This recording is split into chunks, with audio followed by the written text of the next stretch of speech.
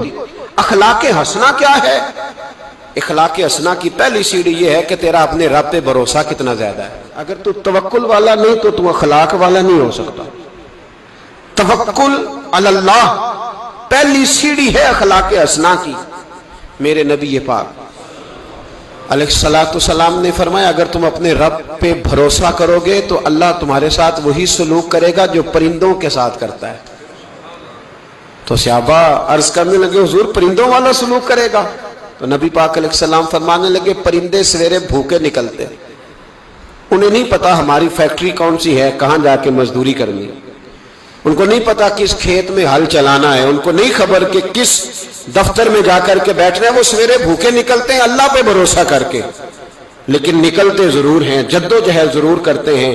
جب شام کو واپس آتے ہیں تو اللہ انہیں پیٹ بھر کے روٹی عطا فرماتا ہے. تم بھی بھروسہ اپنے اللہ پہ کرو, اپنے مالک اور خالق پر بھروسہ کرو.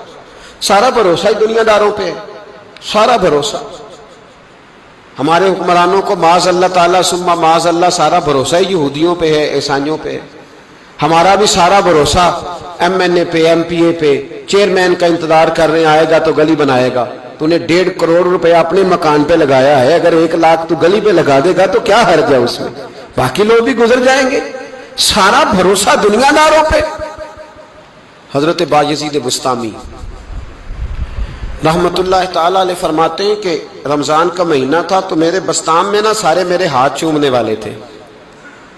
ہاتھ چومنے والے بڑے اچھے ہوتے ہیں, لیکن کبھی کبھی دل کرتا ہے کہ بندہ تنہائی میں بیٹھے اکیلا, کوئی نہ ہو, ایک بندہ ہو, ایک اس کا رب ہو. کبھی کبھی دل, بابا بلے شاہ صاحب نے بھی کہا اٹھ بلیا چل اوتھے بسیے جتھے بس دینی سارے انے, اوتھے بسیے جتھے بس دینی 2-3 نہیں سارے انے.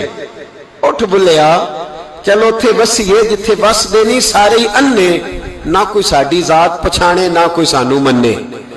تو حضرت بایزید فرماتے میرا بھی دل کرتا تھا آج وہاں جاؤں جہاں کوئی جاننے والا نہ ہو, اور وہاں جا کے نہ, میں رمضان کا مہینہ تھا تو دل کیا کہ وہاں جا کے روزے گزاروں جہاں ہاتھ چومنے والے نہ ہوں, میں ذرا کھل کے عبادت کر لوں. فرماتے ہیں میں دور بستام سے نکلا, ایک مسجد میں جا کے اعتکاف بیٹھا, پورے مہینے کا اعتکاف. پہلے دن مسجد میں گیا تو نمازی پوچھنے لگے بابا جی روٹی کہاں سے کھاؤ گے؟ میں نے کہا کہ میرا اللہ دے گا. یہ نہیں کہتے کہ بابا جی فکر نہ کرنا روٹی آ جائے گی. کہا روٹی کہاں سے کھاؤ گے؟ کہا اللہ دے گا. کہنے لگے اللہ تو دے گا پر کس طرح؟ تو آپ فرمانے لگے آپ مسلمان ہیں, آپ کو سمجھنا چاہیے کہ اللہ وسیلے کو پسند ضرور فرماتا ہے پر اللہ وسیلے کا محتاج نہیں. وہ اگر چاہتا ہے تو پھر بے حساب ہی عطا فرماتا ہے, تو وہ دے گا انشاءاللہ. کہنے لگے جی دے گا تو صحیح پر کس طرح؟ آپ فرماتے میں نے سمجھایا, 2 نمازیوں کو زور کے وقت سمجھایا تو 2 پھر عصر میں پوچھنے لگ گئے کہ بابا جی ادھر ہی رہنا ہے پورا مہینہ؟ کہا ادھر ہی رہنا. تو روٹی؟ میں نے کہا اللہ دے گا. کہتے انہوں نے بھی پوچھا کیسے, ان کو بھی میں نے سمجھایا. پھر وقت ہو گیا مغرب کا تو 2-3 نمازی پھر پوچھنے لگ گئے, حاجی ہیں, نمازی ہیں, صوفی درویش قاری ہیں, پر یہ بتا کہ تیرے من کا تعلق بھی جڑا ہوا کہ نہیں, تیرے اندر سی آواز بھی توکل علی اللہ کی آتی ہے کہ نہیں, یہ بھی تو غور کرنا. حضرت بایزید کہتے ہیں میں تنگ آ گیا. میں نے معلوم کیا کہ یہ 7 گھر کس کا ہے؟ بتایا گیا یہودیوں کا ہے. میں نے کسی ذریعے سے ان سے رابطہ کیا یا میں خود چلا گیا, میں نے ان سے رابطہ کر کے کہا کہ تمہارے گھر میں کوئی کام کاج کرنے والی عورتیں تو ہوں گی؟ کہا ہیں.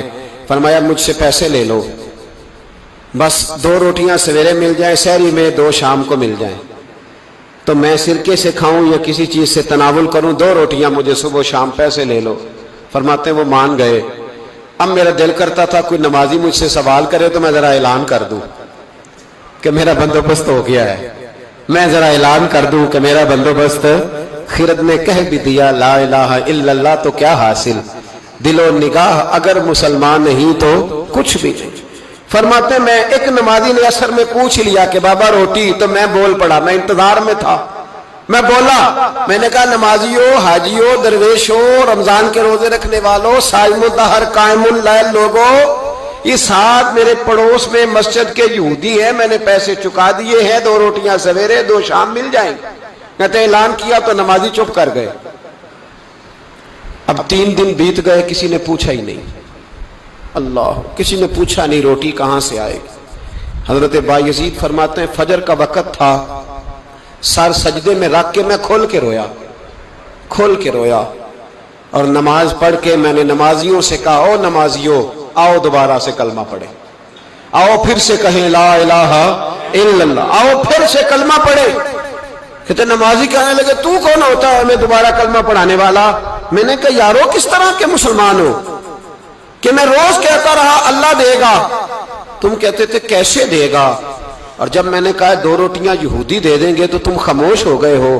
اور مجھے بتاؤ جن لوگوں کا یہودیوں پہ توکل مضبوط ہو اور رب پہ توکل کمزور ہو، انہیں دوبارہ کلمہ پڑھنا چاہیے کہ نہیں پڑھنا چاہیے؟ انہیں دوبارہ اللہ تبارک و تعالیٰ کی توحید کی شہادت دینی چاہیے کہ نہیں دینی چاہیے؟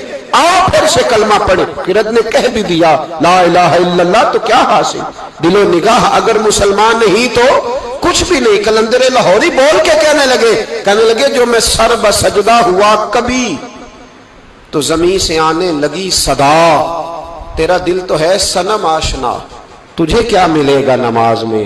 بھائیو، اخلاق کی پہلی سیڑھی یہ ہے کہ تیرا اپنے رب پہ بھروسہ کتنا ہے۔ تیرا انویسٹر پہ بھروسہ زیادہ ہے، سیٹ پہ بھروسہ زیادہ ہے، بلڈر پہ بھروسہ زیادہ ہے، تیرا انڈسٹری کے مالک پہ بھروسہ زیادہ ہے کہ اللہ پہ بھروسہ زیادہ ہے؟ تو اخلاق کا مطلب ہے پہلی سیڑھی، اور دوسری سیڑھی اخلاق حسنہ کی وہ ہے شکر کرنا۔ کیا کرنا؟ بول کے بتائیے، بول۔ دوسری سیڑھی ہمارے یہاں نا دکھوں پہ فوکس ہے کہ جسے پوچھیں کیا حال ہے تو اس کے وجود میں 360 ہڈیاں ڈاکٹر بتاتے ہیں۔ بھائی صاحب طبیعت کیسی ہے؟ کہتے ہیں یہ گھٹنا بڑا درد کرتا ہے۔ اللہ کے بندے 359 ٹھیک ہے نا تیری، ان کا بھی ذکر کر۔ ایک ٹھیک نہیں تو اس کا نام لے لیا، کہتا ہے گھٹنا بڑا درد کرتا ہے، تو باقی ساری ٹھیک ہے نا، ان کا ذکر ہی نہیں کیا۔ بھائی طبیعت کیسی ہے، حالات کس طرح کے ہیں؟ کہتا بس کاروبار نہیں چلتا، بچے ہیں الحمدللہ، مکان ہے الحمدللہ، صحت ہے الحمدللہ، امن ہے الحمدللہ، گھر میں سکون ہے الحمدللہ۔ کمزوری کیا ہے؟ کاروبار نہیں۔ بھائی سارا رونا کاروبار کا ہی روئے گا، شکر کب کرے گا تو؟ کس وقت وہ ٹائم آئے گا؟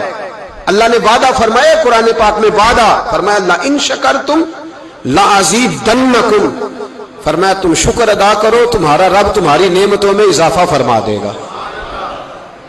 یہ نہ کہو کہ کاروبار کر رہا ہوں تو انویسٹمنٹ بڑھاؤں گا تو نعمت بڑھ جائے گی، یہ نہ کہو کہ میں 2-3 سائیڈ بزنس اور کروں گا تو مال بڑھ جائے گا، فرمایا شکر ادا کرو۔ کیا کرو؟ کیا کرو جی؟ شکر۔ شکر ہم بھلا کس طرح ادا کرتے ہیں؟ کہتے ہیں جناب کیا حال ہے؟ کہتے بس شکر ہے جی جو ٹائم گزر رہا ہے۔ میں نے کہا یہ شکر دے، یہ شکر، یہ تو شکوہ ہے۔ شکر ہے جی اللہ جس حال میں رکھے۔ تو میں کہتا ہوں کس حال میں آپ ماشاءاللہ سولی پہ لٹکے ہوئے؟ کیا حال ہے مثلا؟ کس حال میں اللہ رکھے؟ کربلا میں کھڑے ہیں آپ، بدر کے میدان میں ہیں، احد میں ہیں آپ، قریش مکہ سے لڑائی ہو رہی، کیا انداز ہے یہ؟ بس شکر ہے جس حال میں رکھے۔ کیا آپ سمجھتے ہیں ہمیں حضرت یوسف علیہ السلام جیسی مصیبتوں کا سامنا ہے؟ کیا ہم سمجھتے ہیں کہ ہم پر وہ ظلم توڑے جا رہے ہیں جو حضرت بلال پہ توڑے گئے تھے؟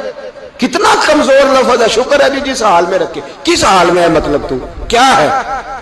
کیا تو تیرے گھر میں اس طرح روٹی پکتی ہے جس طرح سیدہ فاطمہ کے گھر میں پکا کرتی تھی؟ کیا تیرا مکان اس طرح کا ہے جس طرح سیدہ عائشہ کا حجرہ تھا؟ کس بات؟ یہ کیا انداز ہے؟ بس شکر ہے جس حال میں اللہ رکھے۔ شکر ہے؟ اتنی زیادتی جملوں میں، اتنی تلخی، اتنا غیریت کا پن کہ جیسے بڑا کوئی انسان دکھ، بس جی شکر ہے جی جو ٹائم، بس جی 2 دن گزر جائے شکر ہے۔ کیا مطلب ہے اس بات کا؟ کہاں دن گزرا ہے؟ کون سی ایسی تکلیف ہمیں آ گئی؟ اس قدر زیادہ ناشکری۔ حضرت رابعہ بصریہ رحمت اللہ علیہا، پڑوس میں ایک نوجوان رہتا تھا، جو ہمارے دائیں بائیں لوگ رہتے ہیں نا جن کے ساتھ بچپن گزرتا ہے بندہ جانتا ہے۔ تو نوجوان ایک دن گھر سے باہر نکلا، اماں جی اسے بڑا پرانا جانتی تھی، باہر نکلا تو سر پہ اس نے سرخ رنگ کی پٹی باندھی۔ اماں جی کہنے لگے بیٹے خیریت ہے؟ وہ گھر پرانی جو مائیں ہوتی تھی نا وہ جانتی تھی بچہ کس کا ہے، والد کا نام کیا ہے، دادا کا، بیٹا خیر ہے؟ وہ کہا اماں جی سر میں درد ہو رہی تھی شدید، تو پٹی باندھ لی۔ تو اماں کہنے لگی بیٹے عمر کتنی ہو گئی؟ کہنے لگا 35-40 سال. کہا بیٹے 35-40 سال میں کبھی درد تو نہیں ہوا؟ کہا نہیں. تو اماں جی فرمانے لگے 40 سال اللہ نے صحت دی, تو نے شکر کی ایک پٹی بھی نہیں باندھی, اور آج درد ہوا ہے تو شکوے کی پٹی فوراً ہی باندھ لی ہے تاکہ سارے زمانے کو بتاتا پھرے کہ بڑی درد ہے بڑی درد ہے. 40 سال میں کوئی شکر کی پٹی بھی باندھنی تھی, پتہ چلتا کہ تجھے اللہ تعالیٰ کا شکر بھی تیرے پاس ہے. حضرت جناب عیسیٰ علیہ نبینا علیہ الصلوۃ والسلام گزر رہے تھے, ایک شخص زمین پہ لیٹا ہے, ذرا غور کرنا میری بات پر. اس شخص کی دونوں آنکھیں بھی کوئی نہیں, دونوں پیر بھی نہیں اور دونوں ہاتھ بھی نہیں. لوگ اس کے گرد کھڑے ہیں اور بندہ پتہ کیا کہہ رہا ہے؟ کہہ رہا ہے یا اللہ تیرا شکر ہے, یا اللہ تیرا شکر ہے مالک, الحمدللہ علی کل حال, اللہ تیرا شکر ہے شکر. لوگ بڑے حیران دیکھ رہے تھے. تو جناب عیسیٰ علیہ السلام نے پوچھا کس بات پہ حیران ہو؟ کہا حضرت جی حیران ہے کہ بندے کی آنکھیں بھی کوئی نہیں, دونوں ہاتھ کوئی نہیں, دونوں پیر کوئی. ذرا غور کرنا, جس کی ایک انگلی کٹی ہوتی ہے ساری توجہ اسی پہ رکھتا ہے, دونوں ہاتھ ہی نہیں, دونوں پیر ہی کوئی نہیں, آنکھوں سے نابینا ہے, یا اللہ شکر ہے. لوگ عرض کرنے لگے حضور اس بندے کے حال پر حیران ہے کہ آنکھیں بھی کوئی نہیں, ہاتھ بھی نہیں, پیر بھی, شکر شکر پکار رہا. جناب عیسیٰ قریب گئے اور اس کے کان کے ساتھ منہ لگا کے کہنے لگے کس بات پہ شکر کر رہے ہو؟ نہ ہاتھ ہے, نہ پیر ہے, نہ آنکھیں ہیں. کہنے لگا حضور کوئی عرض نہیں, ہاتھ نہیں, آنکھیں نہیں, پیر نہیں, بیوی نہیں, بچے نہیں, گھر نہیں, پر شکر ہے اللہ تعالیٰ کا, اس نے مجھے ایمان کی دولت تو عطا فرمائی ہوئی ہے. حضور میں صاحب ایمان ہوں. شکر کی بات نہیں کہ اتنے سارے کافروں میں کلمہ پڑھتا ہوں, اور حضور آپ پوچھ رہے ہیں شکر کس بات کا؟ ان لوگوں کو بتائیں کہ جس کے سرانے اللہ کے نبی جناب عیسیٰ علیہ السلام کھڑے ہو وہ شکر ادا نہ کرے. میں بڑا شکر نہیں کہ میں جناب عیسیٰ کا کلمہ پڑھتا ہوں, میں اللہ تبارک و تعالیٰ پہ ایمان رکھتا ہوں, یہ مقام شکر نہیں. تو بھائی شکر کا مقام ہے. اور دوسرا اخلاق ہے, تیسرا صبر کرنا. کیا کرنا؟ ہمارے ہاں صبر پتہ کیا ہے؟ کسی کے گھر میں کسی کا انتقال ہو گیا تو مہینہ بعد سینہ کو بھی ہوئی معاذ اللہ, عورتوں نے کفریہ جملے بولے, بڑا کچھ کہا, بڑا کچھ. مہینے کے بعد پوچھا کیا حال ہے؟ کہتے صبر آ گیا. یہ صبر نہیں آیا, یہ زخم صحیح ہو گیا. صبر کس کو کہتے ہیں؟ مسلم شریف میں نبی پاک علیہ السلام کا فرمان ہے, فرمایا انما صبرہم عند الصدمۃ الاولی. فرمایا این جب تجھے مصیبت کی خبر پہنچے اس وقت اگر تو صبر کرے پھر تو نے صبر کیا ہے. اس وقت اگر تو کہے انا للہ و انا الیہ راجعون پھر تو صابر ہے. اگر 1.5 مہینے کے بعد 6 مہینے کے بعد صبر نہیں آیا پھر تو زخم صحیح ہو گیا, پھر تو آنسو ہی خشک ہو گئے. صبر این مصیبت کے وقت, این جب مصیبت آئے تو صبر کرنے کا نام صبر ہے.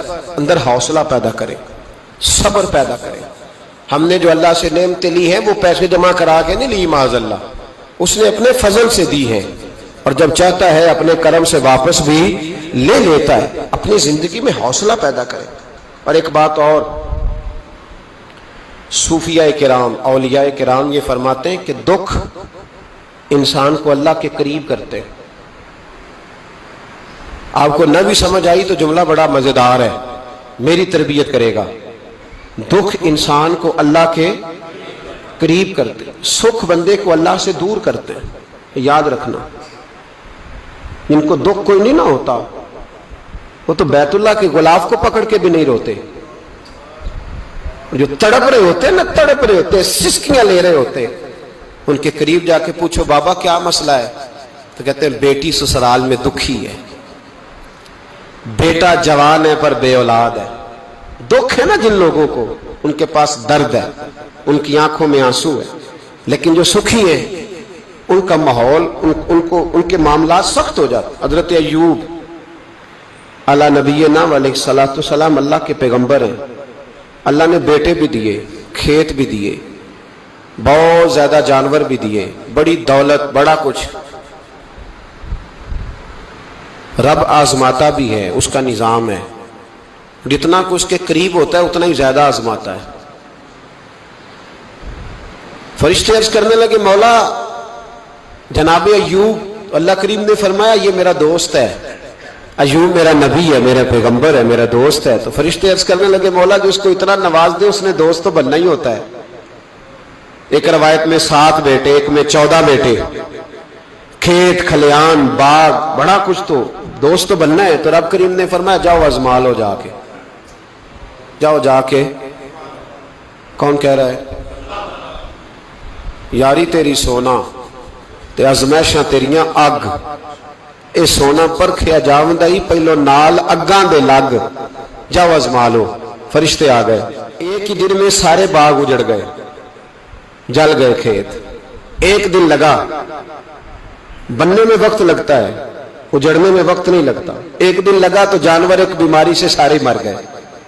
جناب ایوب گھر سے باہر نکلے، واپس آئے تو ساری اولاد کی لاشیں پڑی.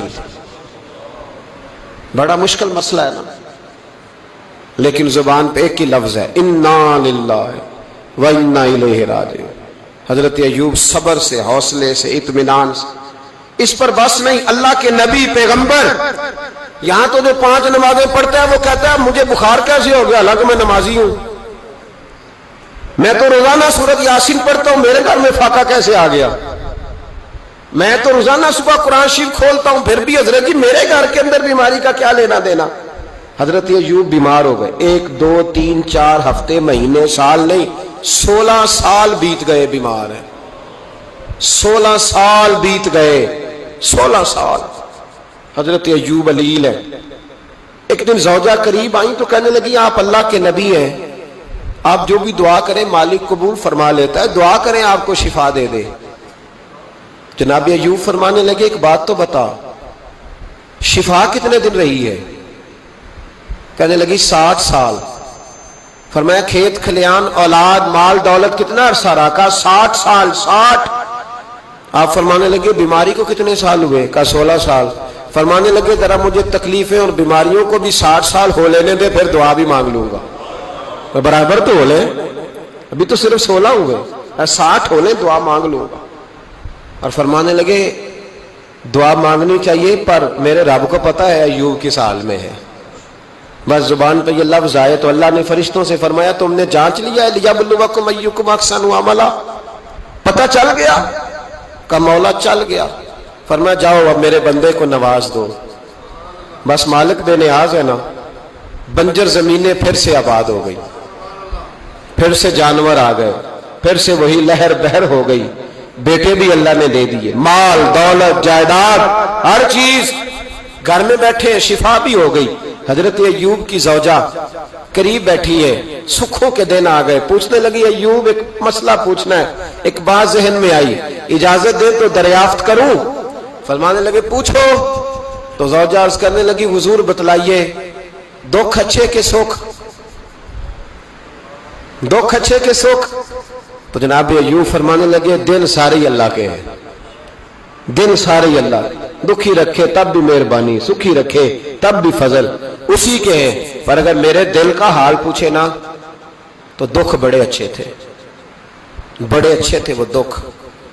کہا حضور دکھ اچھے تھے؟ تو جناب ایوب فرمانے لگے جب میں بیمار تھا تو میرا رب 24 گھنٹے میں ایک دفعہ میرا حال پوچھا کرتا تھا. رب پوچھتا تھا ایوب تیرا کیا حال ہے؟